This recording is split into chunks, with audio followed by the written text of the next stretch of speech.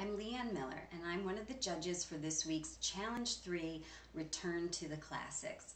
So when I'm watching your choreography, now I'm addressing this to the champion skaters, I'm going to give you not a lot of detail, but just an overall first impression, how it moved me, and if I saw something really unique in the piece. That's sort of how I'm going to judge this. So I'm going to start with Adam Blake. Adam, you did La Bayadere. I loved that you did a lament and that you had a very strong theme to it.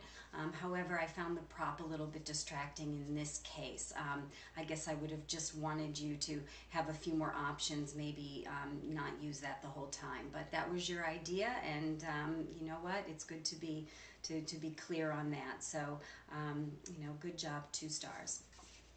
Courtney Baker, you're next, and I watched your Giselle piece. You chose to use just Act 2, and you gave it a peaceful tone. I liked that you stuck with 1 act.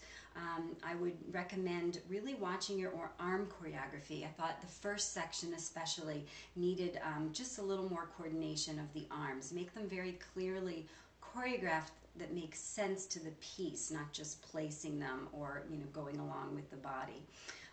Anytime you go down to the ice, you need to help the skater choreograph actually how you're going to get down and how you're going to get up.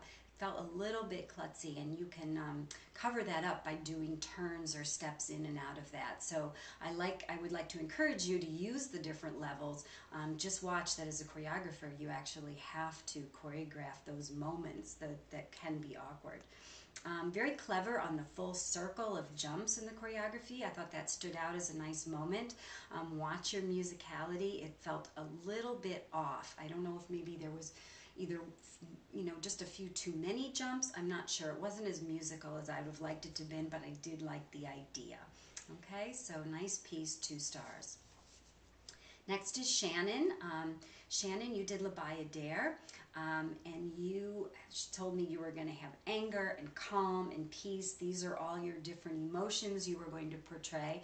I'm not sure if I didn't know that in advance, if I would have understood anger right off the top. I think you really have to think about what it is that would make you angry and do those movements even in front of the mirror. That wasn't as clear as I think it could have been. I did like that you held lines. The simplicity sometimes of choreography can have a big impact. You did a good job with that, showing, again, our theme, Return to the Classics, classic lines, not be afraid to just use them and hold it. You also had some nice toe work in the footwork, and yes, it went really well with the music, and I like that when you're doing toe movement or edges or gliding, it makes sense to the music, so you're listening to the music well, and good job on that. I think you need to work a little bit on the storyline. I'm not so sure it had a great story that I could really feel or understand, and that probably goes back to what I said earlier with the anger. If you have a little highs and lows in your piece, it won't feel so flat. But I really like the effort, and I love the music, La Bayadere, so 2.5 stars. Next is Amber. Amber, you chose Prince Igor. I think we were all refreshed that you chose that piece. You took it into modern times, and from the very beginning, you showed me your passion. And that is just, coming from a choreographer, you can never lose that. If you believe in it and you have something that you're so passionate about, it's always going to transcend to your audience, and that was really what I felt from the very beginning.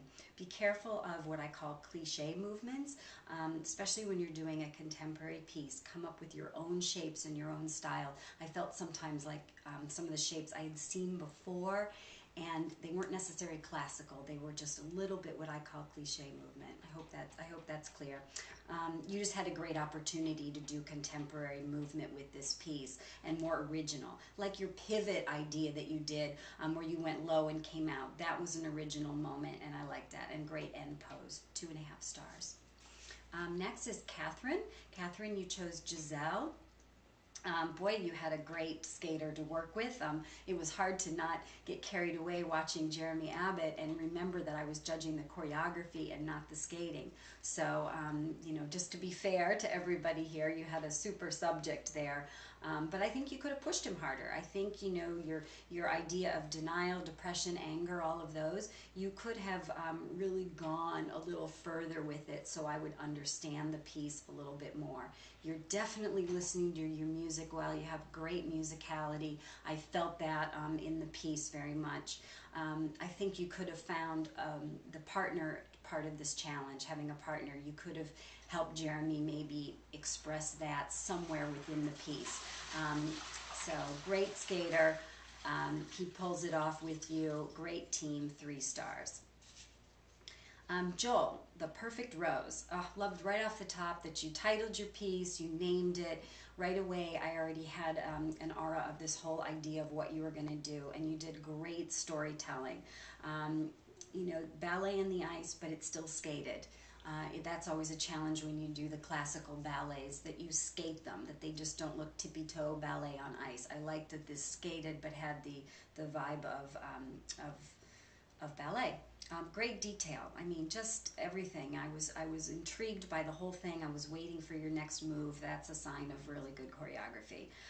Be careful about over ice acting. One of my criticisms sometimes. Just skate, feel the music, show it in the movement, but not too much ice acting. But this was a great piece, 4 stars.